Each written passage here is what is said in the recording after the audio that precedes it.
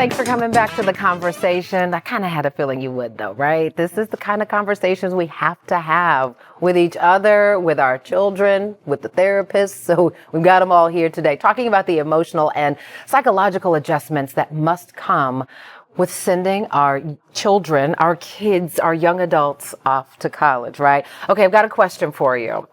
And Dr. White, I want you to weigh in here. Mamas, we're going to hold the seat. How many times, what does contact look like for phone calls, texts? How many times a day can we expect to hear from you? Wait, you said a day? I said what I said.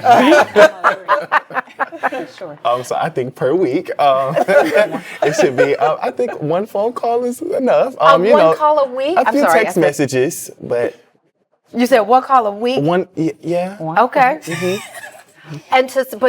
Okay, I said I was going to accept the answer. I have to listen to my own advice. Solomon, how many times do you think it would be appropriate to make sure your father and I hear from you?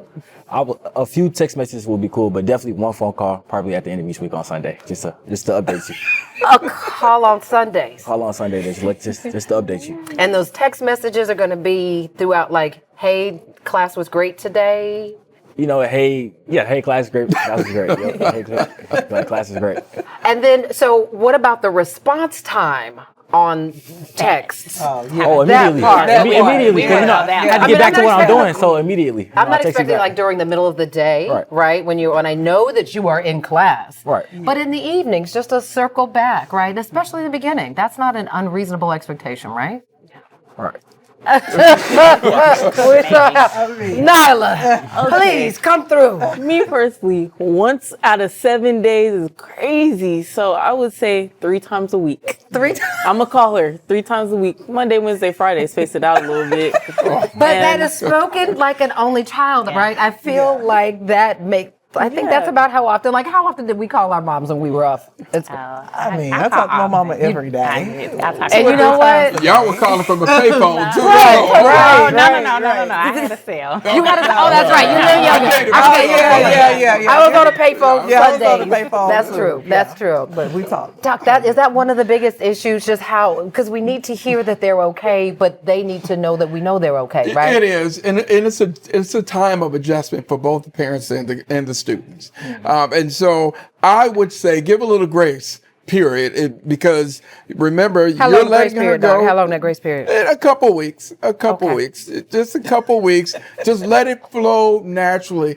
And while they're laughing, I promise you, because it never fails, you will probably find them reaching out to you a little bit more at the beginning.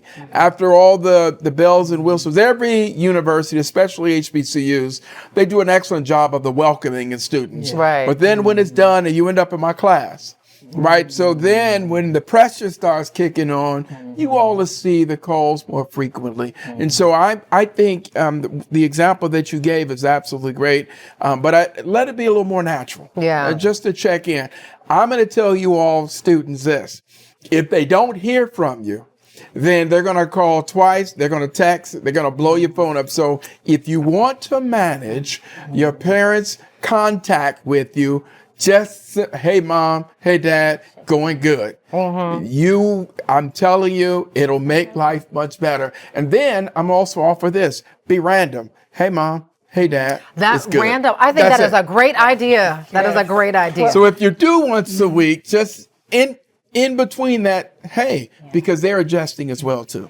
Doc, let's talk about a little bit about the academic support, right? Because I think that is also the biggest thing. We know our kids are smart and we've given them the tools, but we wonder what they will do when they struggle. How do you assess, especially when the schools send the information to the kids and not to the parents? Right. And so I'm going to take my therapist hat off and put my professor hat on for a moment. Okay. This is what I'm going to say. After every exam, the study and support groups and the mentoring, those groups are filled. But what I'm trying and what's absolutely critical for you all is you go to the study lab, you go to the tutors before the exams. And so I'm going to challenge you all. What's very critical is to be proactive. The tutors are filled after the first exams come because everyone see what grade they got and then it's packed. But remember, college is designed, the pressure that you all experience is intentional. So I want you all to be proactive. Find out who the tutors are. Find out who the support groups are within your major. A lot of dorms will place you based off of your major. So I'm going to tell you to take advantage. You must take advantage of that. But the operative word I'm going to give you is be proactive, not reactive. That's good. That's good. Moms, Mercedes, Shonda, I want to know, we've got just about a minute left.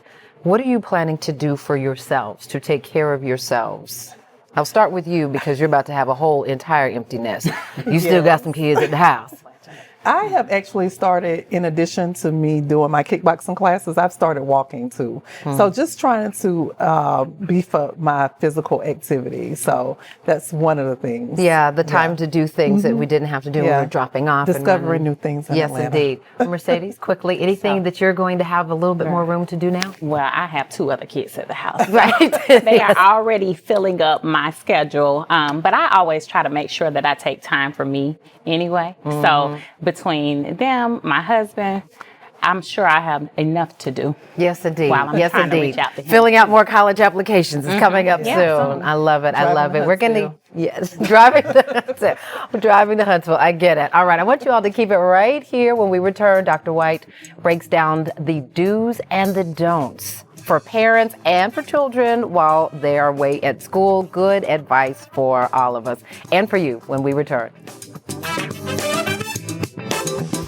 Hey there, Portia here. Listen, that was a good conversation, wasn't it? Want to see the rest of it? Just go to portiashow.com, scroll down until you see that particular episode. But listen, before you scroll on out of here, I need you to do me a favor, please. Like, comment, let us know what you thought of that episode, and subscribe. And if you already are a subscriber, we sure appreciate you. In the meantime, we'll be sure to see you on the next episode of Portia, and you can catch us weeknights on Fox Soul as well. Tell your friends. Tell them to like, comment, and subscribe. See you next time.